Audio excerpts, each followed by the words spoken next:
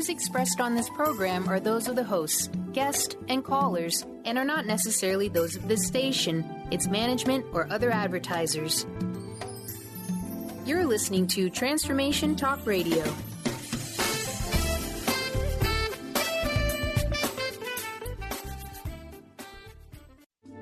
The following audio is via a Skype call.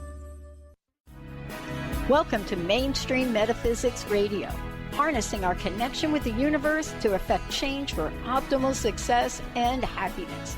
Are you looking for direction with your relationships, business, purpose, or simply life? Well, you're at the right place. Named one of the country's top psychics, Eve now brings her insights and gifts to this weekly hit call-in show, joined by visionaries, leaders, gifted others, but mostly you. Get ready for a slice of life's journey. Eve's objective guidance, tarot, readings, and the momentum you need to move beyond whatever crossroad you're stuck at. Now here's your amazing host, Eve. Hello, everyone. Welcome to Mainstream Metaphysics Radio, harnessing the power of the universe for happier living. My name is Eve, the MBA psychic from Elite Tarot. So happy to be here today. But wait a minute. I'm actually not here today. Oh, I'm here. I'm just not on the air. Where I am, however, is somewhere that I will talk about next week, as I will have lots of interesting stories to share with all of you. So today's show was recorded a few weeks ago, and as such, I will not be doing readings today. Don't call, no one will answer. Next week, however, I will be doing readings all hour. Thank you, Justin, for producing today's show, and many thanks to one and all for tuning in. This is going to be a neat show, and one that I've been wanting to do for quite some time, as it involves practical tools that are in your power for optimal well-being. Today, we're going to be talking about Tai Chi and Qigong, which we all know about it. We see it in the park, but it seems kind of intimidating to break through the Tai Chi ritual enough to ask some basic questions, such as, what is this? Is this exercise? Is it a martial art? My guest today is Nick Gracenin, who is a master at this, so who better to ask my questions to? For those tuning into the show for the first time, welcome. Just a bit about who I am. I'm an intuitive coach and professional tarot card reader who works with clients around the world in helping them tap into their own power to embrace joy by utilizing universal energy efficiently.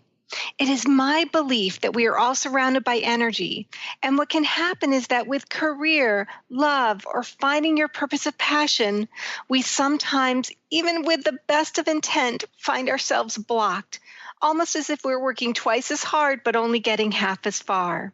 This leads to frustration, stress, and still little movement forward.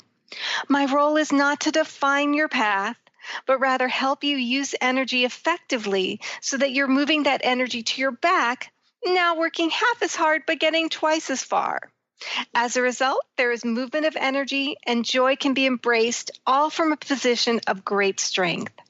Last year, I was given the great honor of being named one of the top 50 psychics in the United States in the book Top 50 Psychics by Jennifer Diamond, which was such an honor.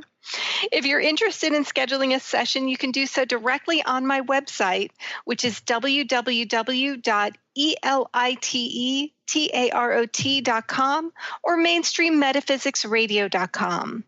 As I do sessions over phone and Skype, as well as in person, clarity, guidance, and insight, no matter where you are, is just a call or click away. So before I bring on my guest, I always like to come up with a tarot card that talks to the theme of the show. And today I actually came up with two cards, one representing pre-Tai Chi and one representing post-Tai Chi.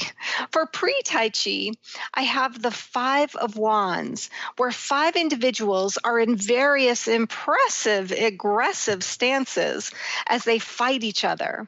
Now, whether this is an actual fight or more appropriately, the one inside our minds, pushing against force does not yield the best result and can, in fact, block movement forward. In this card, while lots is happening, nothing is actually moving. My post-Tai Chi card is the Two of Swords, which has a person with two swords sitting calmly on a bench with a blindfold over her eyes. You know that she is able to take action as needed from a greater place of inner harmonious balance.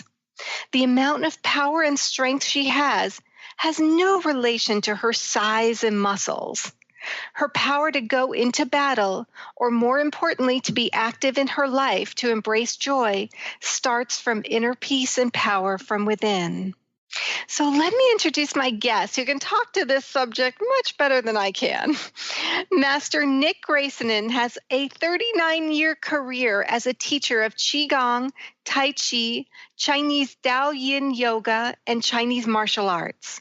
One of the first foreigners to study in the People's Republic of China in the 1980s, Nick has apprenticed to many of the foremost Grand Masters in China and North America. An elite athlete, he won medals for the U.S. teams at 6 World Championships for Chinese martial arts. In 2012, he was awarded his 10th degree black belt from the International Wushu Research Federation, and he is recognized as one of the first non-Asian masters of his art. Inside Kung Fu named him 1999 one of the 100 people who have made the greatest impact in martial arts in the past 100 years, and 2005's Man of the Year. You can learn more about him at www.dctaichi.com, and that's spelled DCTAICHI.com. Welcome, Nick, to Mainstream Metaphysics Radio. Thank you so much, Eve. It's a pleasure and an honor to be here. Oh my gosh, the pleasure and honor is all mine, but thank you. You know, I will often recommend people consider doing Tai Chi, to my clients, and they'll always have this kind of grimace on their face, and I'll say, it's too slow, right? And they say, yes, that's it. And I say, that's exactly why it's good for you. And so I want to hear more about what is this thing? What is Tai Chi? Well, Tai Chi Chuan has a very diverse history. It originally was developed as a martial art, and then gradually, around the turn of the century in the late early 1900s, people began to recognize Tai Chi's benefit and efficacy for health, and really improving not only longevity, but the quality of life. And people who were practicing for most of their lives were widely recognized as being very vigorous, very vital, and energetic. Because they had, the ability to enjoy good health, they had a great outlook, very positive people, and very charismatic because of that. So Tai Chi masters became very well-known, very charismatic and enigmatic figures in their communities, and people wanted to investigate, why is Tai Chi good for them, and what did it do for these old veterans that it might be able to do for me. Mm-hmm. The essential component is that Tai Chi realized its connection to traditional Chinese medicine. And the same type of energy that the acupuncturist or Chinese doctor seeks to regulate and free up in the body is the same thing that the Qigong or Tai Chi practitioner is working to allow and to smooth out. So the feeling of practice is not exhausting. It's rather different than other kinds of exercise, because when you finish the practice, you don't feel wiped out. You don't feel like, oh gosh, that was so grueling and I'm so tired now. You actually should feel a bit invigorated. And you may feel like some muscle groups, maybe the thighs, the shoulders, do get a bit of a workout. They do feel a bit tired, but overall your body feels tingling with energy, and you feel wonderful. So, a lot of people who have really tried Tai Chi and found that it has those kinds of benefits, they're just completely sold. So, the question is getting people to try it, and not only try it, but with an experienced and qualified teacher, which is a bit of a problem in our industry because lots of people are teaching, but not everyone has the chops to be in that position. Well, and because they really need to know accurate form, but also it's a health issue as well. And because, but before we get to that, now, so this is connected with the acupuncture and so Chinese medicine. So it's exercise, a martial art, and Chinese medicine all rolled into one. Would you say that's accurate? It is. That's very accurate. Wow. And, the connection to Qigong, there's Qigong is not Tai Chi, but Tai Chi is a kind of Qigong. So if that makes sense. So when you do practice Qigong, there are hundreds of styles of Qigong in China and now spreading out throughout the world. And the principle of Qigong is that you move the body's intrinsic energy, you move the Qi through the body to help attain vibrant health and also a real sense of deep relaxation, which is a wonderful byproduct of the practice. And if you practice Tai Chi boxing with the same intent, then Tai Chi becomes a kind of Qigong. But Tai Chi is also a martial art, and usually people who are interested in just the health benefit don't want to practice Tai Chi as such. They want to practice it just for the health benefit, and that's fine. The intention is the important thing, and parallels a lot of what you said in the introduction remarks today about your intention, your feeling, and your own sense of freeing your energy and empowering yourself through a practice. And Tai Chi and Qigong are two different practices which allow you to do that, and they complement one another. Well, I definitely want to get into this in more depth, particularly about the benefits, because I think there's a lot of confusion around it because people, I think, are they don't know where to ask. We're going to take a quick break. When we come back, we'll be talking more with my guest, Tai Chi Master Nick Gracenin. You are listening to Mainstream Metaphysics Radio. We'll be right back.